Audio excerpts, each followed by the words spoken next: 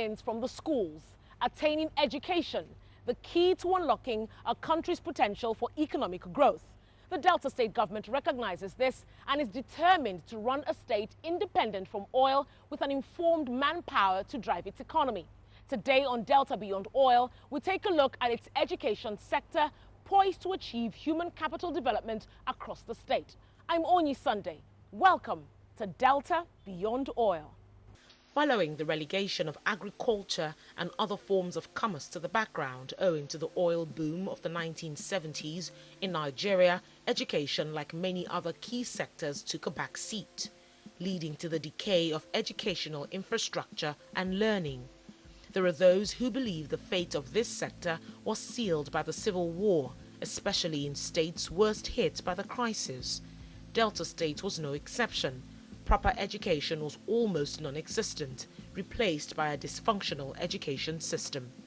This had been the story for years, until the appointment of the current administration under the leadership of Dr. Emmanuel Uduaghan, the governor of the state, who developed a three-point agenda of ensuring peace and security, human capital development, and infrastructure development, all anchored on the state's Delta Beyond Oil initiative, one poised to grow the state's economy with little or no dependence on the country's current mainstay, oil.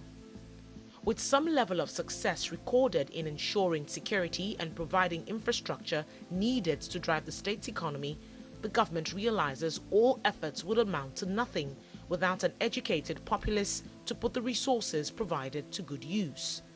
This informed its decision to give premium attention to its education sector. Before these interventions, I must tell you that the general standard had been very low, nationwide. In Delta State, yet, it had been low up to a point, such that in a particular year, we didn't have more than 20% of our candidates for the WAEC exam having up to 5 credits. The Deltans right now, if we play a picture of what the situation was in 2002, 2003, 2004, we want to weep, would weep. And there was no way we were going to produce the ideal child from such an environment. With the decay also came a change in the attitude of the people towards education, further encouraged by years of heavy dependence on oil wealth. This informed the government's decision to introduce a strategy aimed at making the sector attractive again for learning, beginning with a complete overhaul of infrastructure in the sector, set in motion by setting aside 20% of its annual budget to cater to educational needs. Today, that idea has moved from paper to reality, with the serial construction and rehabilitation of schools across the state, especially primary and secondary schools.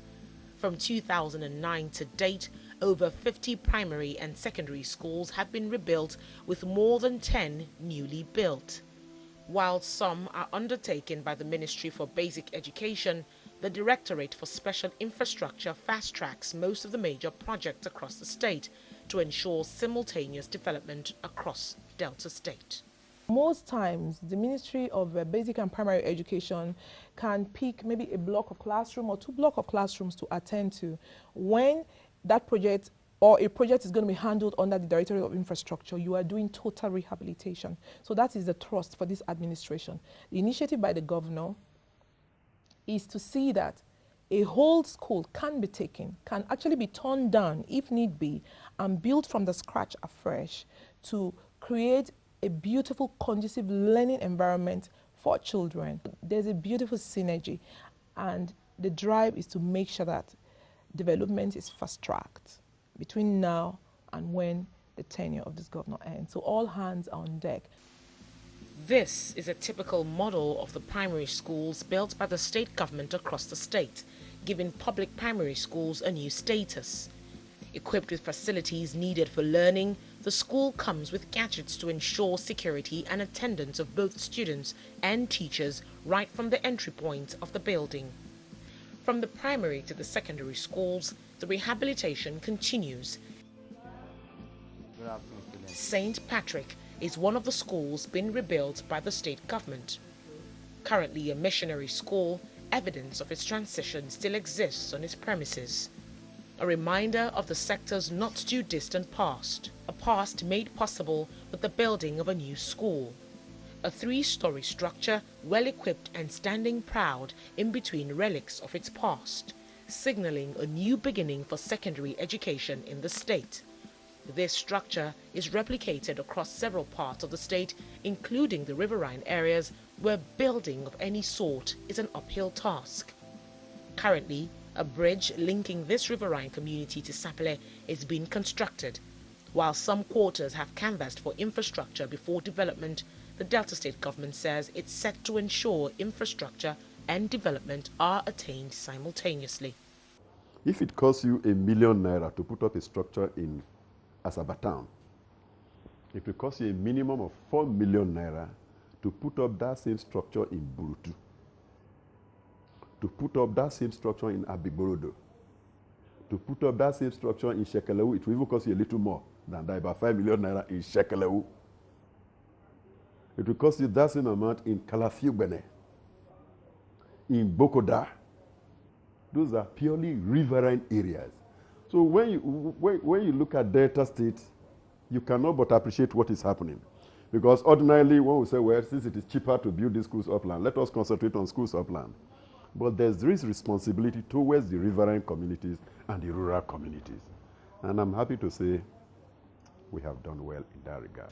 These buildings, which will be converted into a technical college, are currently housing the secondary school students here in Abigborodo. A 3-story structure like that of St. Patrick's is to be replicated here, an ambitious project judging by the nature of this terrain. If it's on land, I know the materials will not be as loose as this, because we call it loose materials. Because when you excavate, before, like I initially said, before you move an inch, it has gone. In fact, you won't see the whole thing again. So that informed the bringing in of excavator.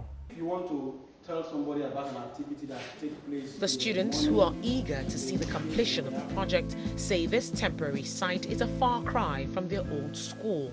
I'm very happy for what the government is doing. The place is beautiful and it's quiet for learning. In the other school, there is no fan, there is no light, and the place is noisy sometimes. We have those things, all those equipment to improve in life. And I also thank God for what the government has done in our school, for making us comfortable and learning effectively. Transforming the state's education sector, however, goes beyond its physical infrastructure. The Commissioner for Basic Education believes the vision of a Delta beyond oil will only be achieved if the present curriculum is reviewed and redesigned to key into the vision of developing human capital across the state needed to fuel an era of industrialization. Reviving the technical colleges is one of the ways in which the government plans to reintroduce vocational skills into the secondary curriculum. First, the role of government is to make the youths even employable by the skills we give to them in the technical schools. But somewhere along the line, technical colleges were not becoming too attractive to children from JS3, whether they were very academic or not. They wanted to go on to the regular secondary school thing and go to the universities. When that happens, even those who didn't have the flair for academics were forcing themselves into academics. And at the end of the day, they were becoming a problem onto the universities themselves. And at the end of the day, even at the end of their SS3, that's senior secondary school tenure in school, they were neither here nor there. Nothing academic, nothing technical. There are people outside who have skills, but don't have this qualification we are talking about that the oil companies refer to. No problem. We capture them into our technical schools. They already have the skills. We teach them a little of the theory and let them write the exams meant for them. So having had the skills, they will now have the paper qualifications. There are many people out there who have the paper qualification, but don't have the skills. Well, come back to our technical schools. We design programs for you. Sapele Technical College is one of 4 colleges the government plans to turn around. Built in 1955, it's easy to see why this college is in dire need of rehabilitation. Relics of a distant past are still being put to use. Irrespective of its shortcomings, the college is known for producing cooking gas from hyacinth weeds. That potential, amongst others, is what the government hopes to maximize to the fullest. With 18 billion naira set aside for infrastructure development in basic education, the ministry says the school will be sporting a new look in a few months. Building the schools and providing infrastructure is one thing. Getting the students to attend is another.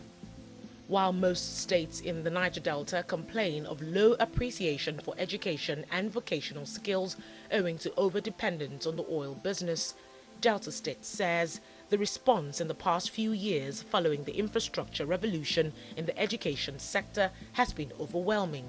With 1,200 primary schools and an attendance of 288,000 students and 465 secondary schools with an attendance of over 300,000 students, the ministry says it's trying to meet the demand for proper education. This turnout is further encouraged by the policies set in motion to ensure universal basic education is achieved across the state. First, in ensuring that the children produced in Delta are healthy. So we have the free maternal health care to look after pregnant women to produce healthy children. And once the child is born, of course, we take over again to look after that child until under 5, until it's over 5, in order to equip that child health-wise to face the challenges of formal education. And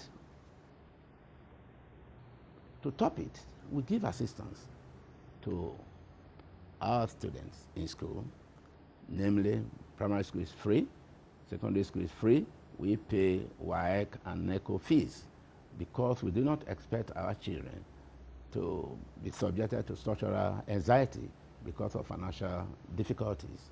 49% of its secondary school students were successful at the last West African Examination Council exams, conducted in 2012, an improvement from the 38% recorded the previous year. The transition to a network-based economy goes beyond attaining a secondary school education. When Delta Beyond Oil returns, we take a look at other forms of education in the state with a focus on institutions of higher learning in Delta State.